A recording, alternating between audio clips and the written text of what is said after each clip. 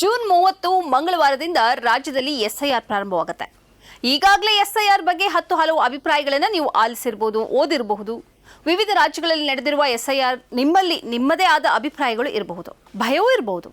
ಆದರೆ ಎಸ್ಐಆರ್ನ ಕಾನೂನುಬದ್ಧತೆಯನ್ನು supreme court ಎತ್ತಿ ಹಿಡಿದಿದೆ. ರಾಜ್ಯ ಸರ್ಕಾರ ಕೂಡ ಎಸ್ಐಆರ್ ವಿರೋಧಿ ಅಲ್ಲ. ಆದ್ದರಿಂದ ಎಸ್ಐಆರ್ ಪ್ರಕ್ರಿಯೆಯಲ್ಲಿ ಭಾಗಿಯಾಗುವ ವಿಷಯದಲ್ಲಿ ನಿಮ್ಮಲ್ಲಿ ಯಾವುದೇ ಹಿಂಜರಿಕೆಯೂ ಇರಬಾರದು.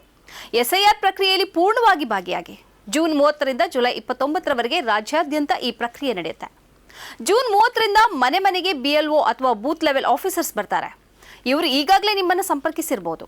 ನಿಮ್ಮ 2002ರ ಮತದಾರರ ಪಟ್ಟಿ ಮತ್ತು 2025ರ ಮತದಾರರ ಪಟ್ಟಿಯ ಮ್ಯಾಪಿಂಗ್ ಮಾಡಿರಬಹುದು. ಮಾಡಿಲ್ಲ ಅಂದ್ರೂ ಚಿಂತಿಸಬೇಡಿ, ಇವರು ಮನೆಗೆ ಬರ್ತಾರೆ. ಬಹುತೇಕ ಇವರು ಶಿಕ್ಷಕರಾಗಿರ್ತಾರೆ. ಇವರು ಮನೆಗೆ ಬಂದರೆ ಇವರನ್ನ ಪ್ರೀತಿಯಿಂದ ಸ್ವಾಗತಿಸಿ. ಅವರು ನಿಮಗೆ ಎನ್ಯುಮರೇಷನ್ ಫಾರ್ಮ್ ಅನ್ನು ಕೊಡ್ತಾರೆ.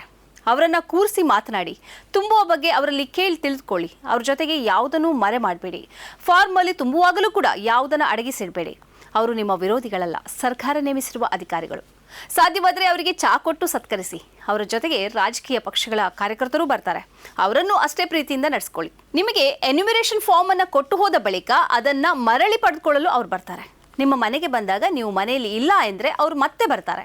ಹೀಗೆ 3 ಬಾರಿ ನಿಮ್ಮ ಮನೆಗೆ ಅವರು ಭೇಟಿ ಕೊಟ್ಟು ನಿಮ್ಮನ್ನು ಭೇಟಿಯಾಗಿ ಎನ್ಯುಮರೇಷನ್ ಫಾರ್ಮ್ ಕೊಟ್ಟು ಆ ಬಳಿಕ ಅದನ್ನು ಪಡೆದುಕೊಳ್ಳಲು ಮತ್ತೆ ಬರ್ತಾರೆ. ಅವರ ಎಲ್ಲ ಶ್ರಮವನ್ನು ವ್ಯರ್ಥ ಮಾಡಬೇಡಿ. ನೀವು ಸಹಕರಿಸದಿದ್ದರೆ ನಿಮ್ಮ ಹೆಸರು ಮತದಾರರ ಪಟ್ಟಿಯಿಂದ ಹೊರಬೀಳುತ್ತೆ.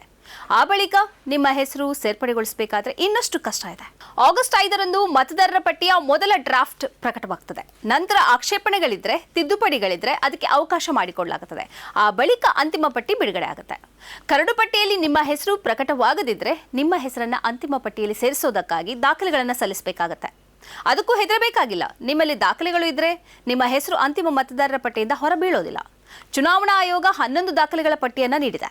ಈ ಪಟ್ಟಿಯಲ್ಲಿ ಯಾವುದಾದ್ರೂ ಒಂದು ದಾಖಲೆ ನಿಮ್ಮ ಬಳಿ ಇದ್ರೆ ನಿಮ್ಮ ಹೆಸರು ಮತದಾರರ ಪಟ್ಟಿಯಲ್ಲಿ ಸೇರ್ಪಡೆ ಆಗ್ತದೆ.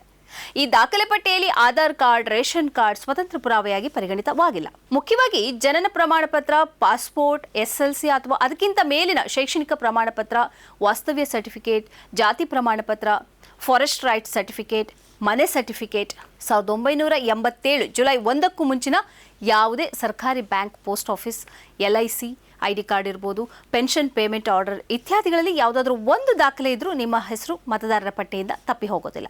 ನಿಮಗೆ ಇನ್ನಷ್ಟು ಅನುಮಾನ ಇದ್ದರೆ BLOಗಳನ್ನು ಸಂಪರ್ಕಿಸಿ. ಅವರು ಸದಾ ನಿಮಗೆ ಲಭ್ಯ ಇರ್ತಾರೆ. ಅಥವಾ ಚುನಾವಣಾ ಆಯೋಗದ ವೆಬ್ಸೈಟ್ನಲ್ಲಿ ಮಾಹಿತಿಯನ್ನು ಪಡೆದುಕೊಳ್ಳಿ. ಮುಖ್ಯವಾಗಿ ಎನ್ಯುಮರೇಷನ್ ಅರ್ಜಿಯನ್ನು ಆನ್ಲೈನ್ನಲ್ಲಿಯೂ ತುಂಬೋದಕ್ಕೆ ಅವಕಾಶ ಇದೆ. ಯಾರು ಈ ಪ್ರಕ್ರಿಯೆಯಿಂದ ದೂರ ನಿಲ್ಲಬೇಡಿ. BLOಗಳೊಂದಿಗೆ ಸಹಕರಿಸಿ ನಿಮ್ಮ ಹೆಸರು ಮತದಾರರ ಪಟ್ಟಿಯಲ್ಲಿ ಬರುವಂತೆ ನೋಡಿಕೊಳ್ಳಿ.